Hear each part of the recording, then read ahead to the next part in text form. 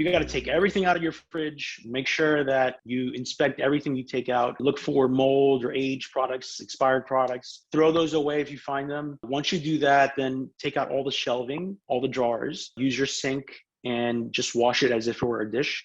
Use dish soap, water, a sponge. Make sure they're all nice and clean. Let them air dry on the side. And while they air dry, what you can do is clean the inside of the fridge with a vinegar mix. So I typically just go with 3-to-1 ratio of vinegar and water. I wipe down the entire inside of the fridge. I make sure that there are no stains. If I do find stains, what I would do is I would use baking soda along with the vinegar and I just scrub on the stains. So those are the steps you need to take to clean the inside of the fridge. And then you have the gaskets, which are surrounding the doors. With that, I typically do vinegar as well. Some people prefer bleach, but I don't like having bleach around my food. So I stick with vinegar and water, the same ratio, 3-to-1. And I just let it sit. I wipe down the gaskets, let it sit for about 30 minutes or so. Then I rinse it with some water and then I dry it with a clean cloth and put everything back in the fridge. First the shelves, the drawers, then the food minus the moldy or aged food.